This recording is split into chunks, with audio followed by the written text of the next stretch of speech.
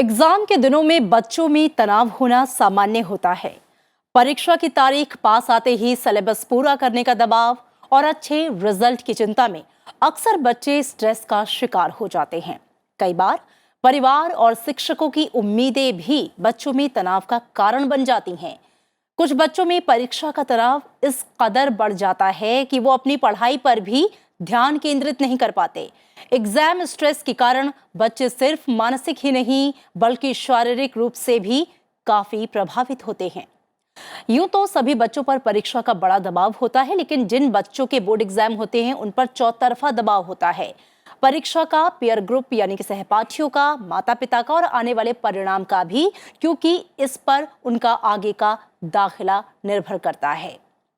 नमस्कार, healthy India के इस एपिसोड में आपका स्वागत है। मैं हूं आपके साथ अमृता चौरसिया।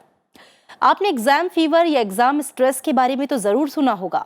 क्या है ये एग्जाम फीवर? क्यों होता है आपके बच्चों को परीक्षा के दौरान स्ट्रेस? कहीं ये स्ट्रेस किसी बीमारी में तो नहीं बदल रहा? कैसे कर सकते हैं आप अपने बच्चों की मदद?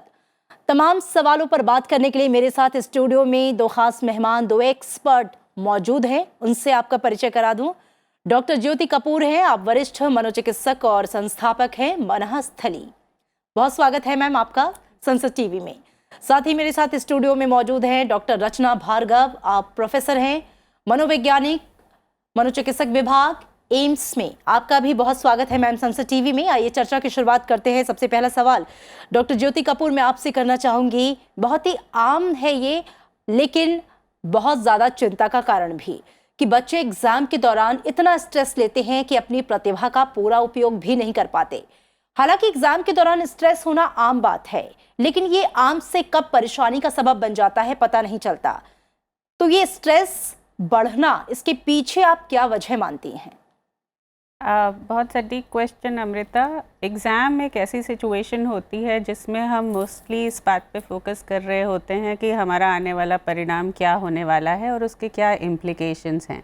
और जितना हम आउटकम पे फोकस करते हैं उतना हम उस प्रक्रिया से दूर होने लग जाते हैं। और ये एग्ज़ाम स्ट्रेस जो है हम बचपन से देखते आ रहे हैं। हम भी जब स्टूडेंट्स होते थे तब देखते थे, और अब ज़्यादा जैसे बड़े हुए हैं तो अपने बच्चों में इस तरह का तनाव देखते हैं। लेकिन तनाव जो है वो सिर्फ सिचुएशन पे डिपेंड नहीं करता है, वो सिचुएशन को कैसे आदमी रिस्पॉन्ड करता है उसको डिपेंड करता है। और हर बच्चे का तनाव को सहने की क्षमता और उसका रिएक्शन अलग अलग होता है जी। इसी के चलते जो एग्ज़ाम से रिलेटेड तनाव है वो भी हर बच्चे में अलग अलग होता है। अब थोड़ा तनाव हमें उस स्थिति को मैनेज करने में हेल्प करता है, लेकिन जब वो बहुत ज़्यादा हो जाता है तो वो उस स्थिति को मैनेज करने में एक्चुअल में एक बाधा पैदा करने लग जाता है। सो आई थिंक वही वो फाइन लाइन है जो हमें अंडरस्टैंड करनी है कि तनाव क्या उस स्थिति में इतना बढ़ गया है कि वो एक इंस्पिरेशन होने के बजाय बाधा बन गया है, और उसके चलते फिर स्ट्रेस रिलेटेड कॉन्सिक्वेंसेस हम बच्चों में देखने लगते हैं, जिसमें फिजिकल शारीरिक समस्याएं और मानसिक समस्याएं आने लग जाती हैं। जी डॉक्टर रचना भार्गव, अगर हम ये समझना चाहें कि जो एग्जाम स्ट्रेस होता है वो दरअसल क्या होता है, तो आप क्या बताएंगी? स्ट्रेस जो है वो एक नॉर्मल चीज़ है। हर एक इंसान स्ट्रेस कुछ हद तक तो स्ट्रेस में रहता है, मगर जब वो उसका डेली फंक्शनिंग में, रोज़मर्रा की क्रियाओं में, बच्चों में अगर पढ़ाई में वो विघ्न पैदा करने लगे, इसका मतलब हमें स्ट्रेस उसको ज़्यादा हो रहा है और हमें उसको डील करने के लिए कुछ करना चाहिए जी।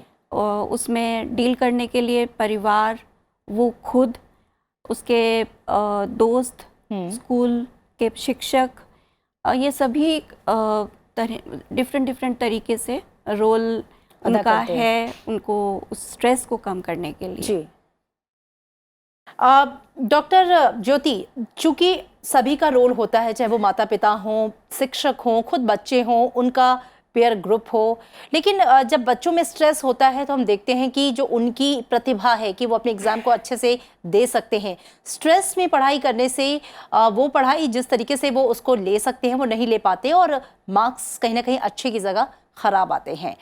ऐसी सिचुएशन से डील करने के लिए, बच्चों को ये समझाने के लिए कि स्ट्रेस ना लेकर आप अपना पूरा फोकस पढ़ाई पर करें, यानी कि पॉजिटिविटी वो कैसे बच्चों में डाली जाए?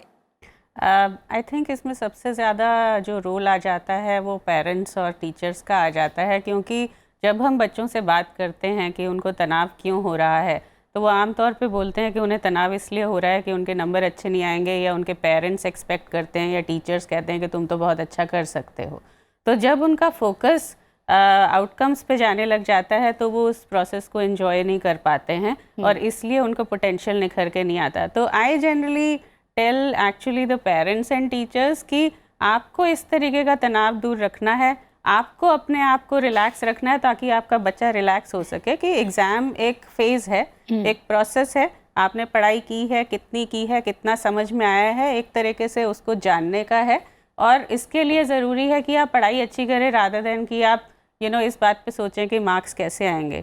लेकिन कहीं ना कहीं जो हम स्ट्रेस के कारण देखते हैं, वहाँ पे हमारा जो सामाजिक और हमारा जो एजुकेशनल सिस्टम है उस पे ये बात बहुत निर्भर करती है, क्योंकि हमारी जो अपब्रिंगिंग हो रही है बचपन से आगे जैसे हम बढ़ रहे हैं, हम बार बार इसी बात पे फोकस करते हैं कि ये अच्छा बच्चा इसलिए है क्योंकि इसके नंबर अच्छे आ रहे हैं, और ये अच्छा बच्चा इसलिए नहीं है कि इसके नंबर अच्छे नहीं आ रहे हैं। तो हम वो अच्छा बच्चा और नंबर को अगर जोड़ देंगे तो ऑब्वियसली बच्चे को लगेगा कि अगर नंबर नहीं आए तो मैं अच्छा बच्चा नहीं हूँ। तो आई थिंक कहीं ना कहीं हमें उस मानसिकता पे काम करने की ज़रूरत है, जिसको आजकल हम एक्सेप्ट कर रहे हैं, एक्नॉलेज कर रहे हैं, और इसके चलते हम एम्फोसिस मेहनत करने पे, शेड्यूल बनाने पे, पढ़ाई को एंजॉय करने पे और सब्जेक्ट को अंडरस्टैंड करने पे ज़्यादा ला रहे हैं रादर देन कि हम रिज़ल्ट की बात करें। बिल्कुल, यानी कि इस मानसिकता से कहीं ना कहीं बाहर निकलने की ज़रूरत है कि जो मार्क्स होते हैं वो आपकी प्रतिभा को निर्धारित करते हैं कि आप कितने टैलेंटेड हैं, वो इसी से मापा जाएगा कि आपके मार्क्स कितने अच्छे हैं। इस माइंडसेट से, नंबर का जो माइंडसेट, उससे निकलने की ज़रूरत है। बहुत अच्छी बात आपने कही। डॉक्टर रचना, अगर मैं कैसे काम करता है एग्जाम स्ट्रेस, इसकी बात करूंगी, यानी कि जब स्ट्रेस होता है बच्चों में, कई बार बच्चे एक्सेप्ट भी नहीं करते, माँ बाप से कहते हैं मुझे कोई स्ट्रेस नहीं है, डोंट डिस्टर्ब मी, मुझे पढ़ने दीजिए। लेकिन कुछ ऐसे लक्षण आते हैं जिससे माँ बाप इजीली एक्सेस कर पाएँ कि बच्चे स्ट्रेस में हैं, तो वो लक्षण क्या है? अगर बच्चा खुद से नहीं कह रहा है तो स्ट्रेस के लक्षण सबसे इम्पॉर्टेंट है कि बच्चे को नींद ठीक से आ रही है कि नहीं, भूख लग रही है कि नहीं, चिड़चिड़ाहटपन बढ़ जाता है, वो कई बार ही कहता है मुझे अकेला छोड़ दो, मुझसे बात मत करो, या कभी कभी बच्चे मोबाइल यूज़ बढ़ जाता है, एंड कई बारी वो पढ़ने की बजाय टाइम वेस्ट ज़्यादा कर रहे हैं। उनको पता है कि पढ़ना है मगर पढ़ाई हो नहीं रही है। तो अगर पेरेंट्स थोड़ा सा मॉनिटरिंग से मतलब ये नहीं है कि हर समय उनके पीछे पड़े रहें, मगर अगर वो ऑब्ज़र्व करते रहेंगे तो बच्चों में स्ट्रेस के लक्षण बहुत क्लियर कट आ जाते हैं कि वो पढ़ना चाहता है मगर पढ़ाई नहीं हो रही है। जो स्कूल में रेगुलर टेस्ट हो रहे हैं वो अक्सर कहता है मेरे से तो लिखा नहीं गया, आता तो था, या कई बार वो कहता है कि मैंने घर में तो मैंने करा लेकिन उस समय सब कुछ ब्लैकआउट हो गया, मगर उस समय ब्लैकआउट हो गया। तो इसका मतलब है कि वो अभी सवाल तैयारी कितनी है वो नहीं है, सवाल ये कि उसको स्ट्रेस इतना हो रहा है कि उसकी परफॉर्मेंस पे असर पड़ रहा है। बिल्कुल बिल्कुल। डॉक्टर ज्योति, चूंकि जब इस तरह की जो दिक्कतें हैं, पेरेंट्स देख लेते हैं कि बच्चे में वो स्ट्रेस के लक्षण दिख रहे हैं, तो माँ बाप की तरफ से या खुद बच्चों की तरफ से ऐसे कौन से स्टेप्स उठाए जाने चाहिए? क्योंकि कई बार क्या होता है कि स्ट्रेस हमें हो रहा होता है, हमें पता है कि स्ट्रेस हो रहा है और हम ये भी जानते हैं कि स्ट्रेस नहीं लेना चाहिए, लेकिन कई बार ऐसा होता है ऐसी स्थिति में कि मन पर काबू नहीं होता, हम चाह कर भी उस स्ट्रेस लेवल को कम नहीं कर पाते। क्या ऐसी स्थिति में दवाइयों की भी ज़रूरत पड़ती है? क्या ऐसी स्थितियों में डॉक्टर से कंसल्ट कराना पड़ता है? अमृता, आप मानेंगे नहीं कि मुझे लगता है पिछले 2 साल में जितना मैंने एग्ज़ाम स्ट्रेस देखा है, जो बच्चे लेकर आए हैं, पेरेंट्स उनको लेकर आए हैं, वो उससे पहले नहीं देखा। और शायद पैंडमिक का कहीं रोल रहा कि बच्चों का जो प्रिपरेशन रहा इतना ज़्यादा अच्छा नहीं रहा, या उनको स्कूल जाने की या एग्ज़ाम देने की आदत नहीं रही। तो ऐसी स्थितियों में जब हमारे पास बच्चों को लेके आते हैं तो वो स्थिति वहाँ पहुँच चुकी होती है कि कई बार हमें दवाई देनी पड़ती है, बिकॉज इतने शॉर्ट ड्यूरेशन में दूसरी चीज़ें काम नहीं कर पाती हैं। क्योंकि स्ट्रेस क्या है, जैसे कि अभी मैम ने बोला कि जब भी हमें लगता है कि कोई चीज़ हमारे को नुकसान दे सकती है, थ्रेट परसेप्शन बोलते हैं, या ठीक से नहीं हो पाएगी, तो हमारा स्ट्रेस केमिकल बढ़ता है। और जब स्ट्रेस केमिकल बढ़ता है तो हमें एक फीलिंग आती है, हमें एक फिजिकल फीलिंग आती है जिसमें स्टमक अपसेट होना, भूख नहीं लगना, चक्कर आना, सर में दर्द होना, नींद नहीं आना, जी। ये वाली चीज़ें होने लगती हैं और साइकोलॉजिकली हम फोकस नहीं कर पाते, कॉन्सेंट्रेट नहीं कर पाते। जी। तो ये सब के चलते आप क्योंकि पढ़ाई पे कंसंट्रेट नहीं कर पा रहे हो और आपको ये फिजिकल प्रॉब्लम है, आपका स्ट्रेस एक्चुअल में और बढ़ता चला जाता है। जो पहले एक से छोटे लेवल का था, वो इतने बड़े लेवल का हो गया कि आपसे मैनेज नहीं हो रहा है। तो first we have to identify कि ये सारे की सारी जो चीज़ें हैं ये तनाव के लक्षण हैं, और इनसे दूर करने के लिए हमें सबसे पहले अपने लाइफस्टाइल को ऐसा रखना है जिससे एक्स्ट्रा तनाव ना हो। एक्स्ट्रा तनाव कैसे होता है? अगर हम नींद प्रॉपर नहीं ले रहे हैं तो तनाव होता है, अगर हम रिलैक्स नहीं कर रहे तो तनाव होता है, अगर हमारा पोस्चर ठीक नहीं है, हम कंटिन्यूसली इस स्टेज में पढ़ रहे हैं तो तनाव होता है, हम ठीक से खा नहीं रहे हैं, हम मिस कर रहे हैं या जंक फूड खा रहे हैं तो तनाव होता है। जी। तो उसे सबसे पहले बैलेंस करने की कोशिश करें।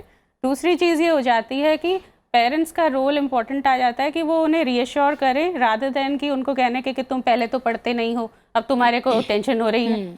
सो वो चीज़ करने की जगह सपोर्ट करने की ज़्यादा ज़रूरत है। एग्जैक्टली, बिकॉज अभी क्या है वो इम्पॉर्टेंट है रादर देन कि पहले क्या हुआ या आगे क्या हुआ। So we have to be mindful कि इस समय हमें क्या दिक्कत है, इस समय हम क्या कर सकते हैं। तो इस समय हम एक अपना टाइम टेबल बनाएं, अपने आप जो सब्जेक्ट्स हैं उनको प्रॉपर शेड्यूल करें, जो हमें नहीं आता उन्हें समझें, जो आता है उन्हें रिवाइज़ करें, तो एक रिवीजन को ऑर्गेनाइज करें रादर देन कि हाँ मुझसे ये नहीं हो पाया या मुझे ये कर लेना चाहिए था या मेरे साथ वाले क्या कह रहे हैं। ये बहुत इंपॉर्टेंट है। जो कंपैरिजन का इशू आ जाता है कि यूजुअली कंपेयर करने लगते हैं कि उसको देखो वो कितने अच्छे से करता है, या तुम्हारे भाई को देखो या बहन को देखो, तो वो कंपैरिजन्स वगैरह हटा के तो एक्स्ट्रा स्ट्रेसेस हटाएं ताकि हम इस पर्टिकुलर एक स्ट्रेस पे फोकस करके उसे मैनेज कर सकें। और माता पिता की भूमिका यहाँ पर बहुत ज़्यादा इंपॉर्टेंट हो जाती है। डॉक्टर रचना, मेरा सवाल आपसे अगेन वही है कि अगर मान लीजिए स्ट्रेस लेवल एक सीमा से ऊपर चला गया, जहां आप खुद काम नहीं कर पा रहे हैं, आप चाह कर भी उसको कंट्रोल नहीं कर पा रहे हैं, यानी कि वो आप कहीं ना कहीं मनोवैज्ञानिक बीमारी का रूप अख्तियार कर रहा है, तो क्या ऐसे स्टेज में दवाइयों की ज़रूरत पड़ती है बच्चों को? अगर वो उससे खुद से मैनेज नहीं हो पा रहा है, और जैसा कि डॉक्टर ज्योति ने बताया कि अगर उसके हर समय जैसे स्कूल नहीं जा पा रहा है और कभी उसको पेट दर्द हो रहा है या कंप्लेंट्स आ रही हैं, कई बार घबराहट और डर वाली फीलिंग इतनी ज़्यादा हो जाती है कि वो हर समय होती है, डर लग रहा है, घबराहट हो रही है। प्रोफेशनल हेल्प डेफिनेटली हेल्प्स, और कई सारी चीज़ें हैं, स्टेप्स लिए जा सकते हैं। पहले उनको अगर वो कर पाता है और उससे मैनेज हो सकता है तो दवाइयों की ज़रूरत नहीं पड़ेगी। क्योंकि अगर सबसे पहला इम्पॉर्टेंट चीज़ है कि हर परिवार अलग है, हर बच्चा अलग है, तो अगर परिवार का एटीट्यूड पॉजिटिव है, अगर वो कहते हैं कि अगर वो खुद देखते हैं कि ये एग्ज़ाम जो है ये एक ज़िंदगी का बस एक पहला पड़ाव है, और उसको उतनी अहमियत नहीं देते हैं कि इस एग्ज़ाम में अगर फेल हो गए या इस एग्ज़ाम में तुमने बहुत अच्छे मार्क्स नहीं लिए तो पता नहीं क्या हो जाएगा। तो ये जो एटीट्यूड है कि इससे बहुत ज़्यादा प्रॉब्लम आ जाएगी, अगर ये एटीट्यूड इसकी जगह पॉजिटिव एटीट्यूड अगर पेरेंट्स रखेंगे तो बच्चे का भी एटीट्यूड पॉजिटिव रहेगा।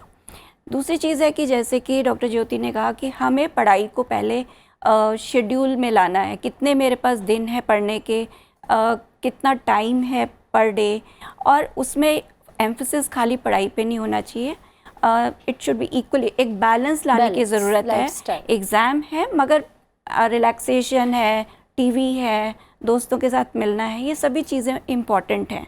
एग्ज़ाम का मतलब ये नहीं है कि सब चीज़ें हटा दो और खाली पढ़ाई पे फोकस करो, जो कि आजकल कई सारे पेरेंट्स सोचते हैं कि बस ये 1 महीना पढ़ लो उसके बाद तुम एंजॉय कर लेना, but life goes on, and ये एग्ज़ाम सिर्फ एक हिस्सा है जो कि उनको रेगुलर उसमें अगर डालेंगे तो वो अडेप्ट करना उनके लिए ईजी हो जाएगा। बिल्कुल। डॉक्टर ज्योति, जी मैम कुछ कह रही थी आप? उसमें जो पढ़ाई में बहुत ज़रूरी है, बच्चे आजकल जैसे जैसे क्लासेस ऊपर जैसे 10th 11th 12th में जाते हैं तो सिलेबस बहुत ज़्यादा होता है, इसलिए ये उनको एक टाइम टेबल बनाना बहुत ज़रूरी है, एक ऑर्गेनाइज करना जिसमें हो सकता है उनको एक प्रोफेशनल हेल्प की ज़रूरत हो कि हमारे पास इतना टाइम है और मुझे इतना 1 घंटा चाहिए चैप्टर को, अध्ययन को सब डिवाइड करके। जैसे अक्सर क्या होता है वो अपने सोचते हैं कि मेरे पास 10 चैप्टर करने हैं और मैं ये 3 दिन में कर लूँगा, मगर अगर वो टाइम टेबल फॉलो नहीं कर पाते हैं, इसका मतलब है कि उनका जो शेड्यूल है वो ठीक से नहीं बन रहा है। तो it has to be realistic, तो जो अक्सर नहीं होता और उसमें उनको हेल्प की ज़रूरत पड़ सकती है। जी। दूसरी चीज़ है कि जैसे योगा है या परिवार में पढ़ाई पे एम्फेसिस ना करके हम जैसे मील टाइम है, फैमिली टाइम, उसमें ज़रूरी नहीं है कि हम पढ़ाई की बातें करें। अक्सर पेरेंट्स पूछते रहते हैं कितना हो गया, कितना बाकी है, तो ये एक एम्फेसिस बढ़ता चला जाता है पढ़ाई पे, जिससे एवरी टाइम यू डोंट कि आप हमेशा उस पर ही सवाल करते रहो, थोड़ा रिलैक्स टाइम भी होना चाहिए जहाँ बच्चा खुल सके, खेल सके, थोड़ा उससे भी हट के सोच सके। बिल्कुल। मैं एक उदाहरण देना चाहूँगी, क्योंकि आजकल 10th और 12th के बोर्ड्स चल रहे हैं और मेरे पास बहुत सारे ऐसे बच्चे आ रहे हैं जिनको एंग्जाइटी इतनी ज़्यादा है कि ना उन्हें नींद आ रही है, ना उन्हें भूख लग रही है, उनका हेडेक बढ़ा हुआ है। और अनफॉर्चुनेटली कई बार हमारे कहने के बावजूद कि इन बच्चों को कोऑपरेशन की ज़रूरत है, स्कूल में सेंसिटिविटी लेवल कम है, टीचर्स और स्कूल एडमिनिस्ट्रेशन नहीं सपोर्ट कर रही है, जबकि हमने पेपर पे लिख के दिया है कि इस बच्चे को एंग्जाइटी है। तो मुझे लगता है कहीं ना कहीं वहाँ पे सेंसिटाइज करने की ज़रूरत है कि अगर एंग्जाइटी बहुत बढ़ रही है तो हम आइडेंटिफाई करें कि वो क्लिनिकल लेवल पे आ रही है, क्योंकि आपने दवा की बात करी, क्योंकि जब वो क्लिनिकल लेवल पे आ जाती है तो बाकी चीज़ें काम नहीं कर पाती हैं। तो कुछ बच्चे स्ट्रगल कर रहे होते हैं, जैसे ADHD है, अटेंशन डेफिसिट डिसऑर्डर है, जिसकी वजह से स्ट्रगल कर रहे हैं, या कोई लर्निंग डिसेबिलिटीज़ हैं जिस वजह से स्ट्रगल कर रहे हैं। तो इनफैक्ट CBSE में और एग्जामिनेशंस के बोर्ड्स जो हैं वहाँ पे कॉन्सेप्ट है कि अगर बच्चे में कोई इस तरह की प्रॉब्लम है तो उन्हें सपोर्ट किया जाए, लेकिन ये चीज़ आइडेंटिफाई नहीं हो पाती है पहले, और एग्ज़ाम टाइम में आइडेंटिफाई हो जाती है। तो जब आइडेंटिफाई हो जाए तो हम वो एक्स्ट्रा सपोर्ट उनको दे सकते हैं कि अच्छा इस तरह का प्रॉब्लम है तो हम उनको टाइम दे सकते हैं, या उनको ग्रुप में एंग्जाइटी होती है तो सेपरेट उनका एग्ज़ाम ले सकते हैं। तो मैंने पर्सनली ये देखा है कि जब बच्चे इस तरह की प्रॉब्लम लेकर आए हैं और हमने उनकी एंग्जाइटी को वैलिडेट किया है, अंडरस्टैंड किया है, तो इतनी रीअश्योरेंस से ही उन्हें काफ़ी तसल्ली हो गई है कि हाँ, मुझे समझ रहे हैं कि मैं जानबूझ के पढ़ाई नहीं कर रहा हूँ, मुझसे नहीं हो रही है और मेरे आसपास वाले मेरी बात को समझ रहे हैं। तो आई थिंक वो रीअश्योरेंस भी बहुत ज़रूरी है। बिल्कुल, बहुत महत्वपूर्ण बात की आपने। स्कूल भी बहुत मायने रखता है, टीचर्स का बहुत इंपॉर्टेंट रोल हो जाता है कि बच्चों के स्ट्रेस को बढ़ाए नहीं बल्कि उन्हें सपोर्ट करें कि किस तरीके से उनकी एंजाइटी को कम कर सके। डॉक्टर रचना, जो हमारा माहौल होता है, अपने परिवार की भी बात की, चाहे वो स्कूल का माहौल हो, घर का माहौल हो, बच्चों का पीयर ग्रुप हो जिनके साथ वो उठते बैठते हैं, या जो गेस्ट भी घर में आते हैं, हमेशा बच्चों से उनकी पढ़ाई, उनके एग्जाम्स, उसके नंबर के बारे में ही पूछा जाता है। कई बार हम देखते हैं कि एक्स्ट्रा करिकुलर पर भी बात नहीं होती। बच्चा अगर एक्स्ट्रा करिकुलर में अच्छा परफॉर्म कर रहा है तो भी उसे उतनी शाबाशी नहीं मिलती जितना ये देखकर कि उसके एग्जाम्स के मार्क्स बहुत अच्छे आए हैं।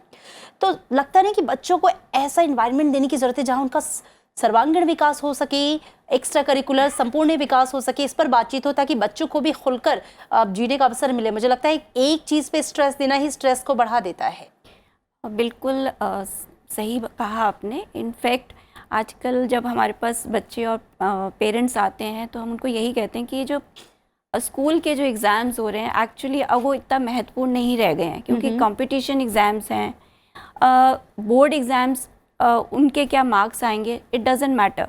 और कॉम्पिटिशन्स के लिए बहुत ज़रूरी है कि आपकी ओवरऑल डेवलपमेंट हो, आपकी एक्स्ट्रा नॉवेल्स पढ़ें या गेम्स में पार्टिसिपेट करें, जिससे कि आपके जब कॉम्पिटिशन्स में, इंटरव्यूज़ में आप सवालों के जवाब दे पाएँ, आप दिखा पाएँ कि अपना बायोडाटा में आप खाली पढ़ाई पे फोकस नहीं है, you have been active in other spheres also. आजकल डिबेट्स हैं, कॉम्पिटिशन्स हैं। तो अगर बच्चे को parents, again I come back to parents, क्योंकि अगर पेरेंट्स बढ़ावा देते हैं तभी बच्चे में वो पॉजिटिविटी आती है कि हाँ मैं भी पार्टिसिपेट करूँ बाकी चीज़ों में। तो यहाँ पे पेरेंट्स का बहुत अहम रोल हो जाता है कि वो बच्चे को इनकरेज करें कि शुरू से ही सेकेंड, थर्ड, फोर्थ क्लास से ही वो ये ना शुरू हो जाए कि पढ़ाई करो, पढ़ाई में मार्क्स अच्छे आएंगे। अभी पूरा जीवन पड़ा है कॉम्पिटिशन्स के लिए। सो आजकल तो जीवन ही में हर स्टेप पे कंपटीशन है। बिल्कुल। इट्स वेरी इंपॉर्टेंट कि वो उसके लिए बच्चों को शुरू से ही तैयार करने की ज़रूरत है कि ज़िंदगी का जो कंपटीशन है उसमें भी बच्चे अच्छा परफॉर्म कर सकें, ना सिर्फ अपने 10th या इंटर के एग्जाम्स में। चूँकि समय भी कम है, डॉक्टर ज्योति, स्ट्रेस को लेकर बच्चों के लिए आपकी क्या सलाह है? तो फाइनली स्ट्रेस, जैसे मैंने एक्सप्लेन किया, वो एक तरह का रिएक्शन है, वो सिचुएशन नहीं है। तो ये रिएक्शन हम कंट्रोल कर सकते हैं। मैं कॉमनली एग्जांपल देती हूँ कि हम सबका एक ग्लास है और उस ग्लास में जो पानी जा रहा है वो तनाव है। किसी का ग्लास बड़ा है, किसी का ग्लास छोटा है। So we have to first and foremost understand कि मेरी कैपेसिटी कितनी है, और फिर अपनी कैपेसिटी के हिसाब से अपनी लाइफ को ऑर्गेनाइज करना बहुत ज़रूरी है। जैसे मैम ने बोला, रचना मैम ने अभी, कि एक बैलेंस की ज़रूरत है, और वो बैलेंस शुरू होता है बेसिकली हमारी फिज़िकल हेल्थ और रूटीन हेल्थ से। तो प्रॉपर स्लीप, प्रॉपर एक्सरसाइज और प्रॉपर डाइट रूटीन में बहुत ज़रूरी है। अगर हम किसी एग्ज़ाम की प्रिपरेशन कर रहे हैं तो वो लास्ट 2-3 दिन के ऊपर नहीं डिपेंड करता है, वो आपके पूरे साल की पढ़ाई पर डिपेंड करता है। इसलिए अपने आप को ऑर्गेनाइज रखेंगे थ्रू आउट, तो एग्ज़ाम टाइम के आसपास प्रॉब्लम नहीं आएगी। और फाइनली, जैसे कि बोला कि आप एक ऑर्गेनाइज स्केड्यूल फॉलो कर रहे हैं, उसके बाद जस्ट फोकस ऑन रिविजन। आप इस बात पे फोकस कीजिए कि आप क्या कर रहे हैं और उसे करते हुए कितना एंजॉय कर रहे हैं, रादर देन कि एग्ज़ाम हॉल में क्या होगा। जब आप एग्ज़ाम हॉल में जाएंगे तब पेपर को देखें और बोलें कि मुझे ये पेपर आता है, और फिर उसके बाद एक क्वेश्चन पे जब फोकस कर रहे हैं तो उसी पे फोकस करें, अगले या पिछले क्वेश्चन के बारे में नहीं सोचें।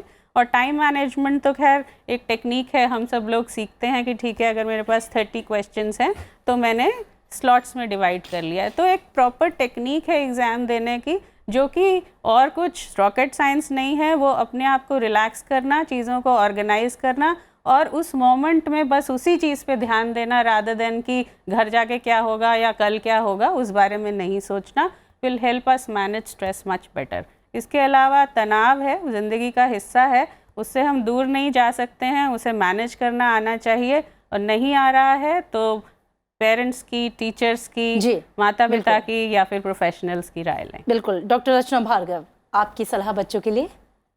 बच्चे अक्सर कहते हैं कि मैंने पढ़ा तो था पर मुझे याद नहीं रहा। जी। तो एक जो सबसे इम्पॉर्टेंट मैसेज मैं कहना चाहूँगी कि याद करने की ज़रूरत नहीं है, आप उसको पढ़िए, समझिए। अगर आप डेप्थ में उसको समझ के करेंगे और उसको फिर पॉइंट्स में, क्योंकि सिलेबस इतना सारा है तो आप रट्टा मत मारिए, उसकी जगह आप पॉइंट्स में उसको बना के उसके निमोनिक्स या उसके किसी चीज़ से एसोसिएट करके, so that you will be able to remember later on. तो अगर आप इसको इस तरीके से पढ़ेंगे, और दूसरा ये कि जब हम पढ़ रहे होते हैं तो हमेशा हमारी आदत होती है पहली लाइन से पढ़ने की। तो अक्सर क्या होता है कि पहली लाइन या पहला पेज हमें याद हो जाता है, आगे का हमें याद नहीं रहता है। तो एवरी टाइम यू स्टडी, हमेशा आप कभी बीच से शुरू करिए, डिफरेंट टॉपिक से शुरू करिए। तो आपको अपने स्टडी का पैटर्न देखना होगा कि कहाँ मेरे से पढ़ने में गलती हो रही है। वहाँ अपने को दोष मत दीजिए कि मेरे में काबिलियत नहीं है। काबिलियत हर बच्चे में बराबर होती है, मगर हमारे पढ़ने के स्टाइल से हमारे मार्क्स पे असर पड़ता है। जी, बहुत ही महत्वपूर्ण जानकारी आप दोनों ने दी, आप दोनों का बहुत शुक्रिया। और एक कहावत भी है कि मन के हारे हार है और मन के जीते जीत। तो जैसी मानसिक स्थिति होगी वैसा ही आप परफॉर्म करेंगे। इसलिए पढ़ाई पे मुझे लगता है काम करने की तो बाद में ज़रूरत है, सबसे पहले अपने मन पे काम करने की ज़रूरत है। मन को रिलैक्स रखिए और चिंता बिल्कुल नहीं करिए। जैसा कि मैम ने कहा कि पढ़ाई को एंजॉय कीजिए, उसे खेल की तरह लीजिए, और उसको आप कितना एंजॉय कर रहे हैं ये डिपेंड करेगा कि आपके एग्ज़ाम में मार्क्स कैसे आ रहे हैं। बहुत शुक्रिया आप दोनों खास मेहमानों का इस पर चर्चा करने के लिए, और सभी बच्चों को शुभकामनाएं उनके एग्ज़ाम के लिए। फिलहाल हेल्दी इंडिया के इस एपिसोड में इतना ही, दीजिए इजाज़त। आप देखते रहिए संसद टीवी। नमस्कार।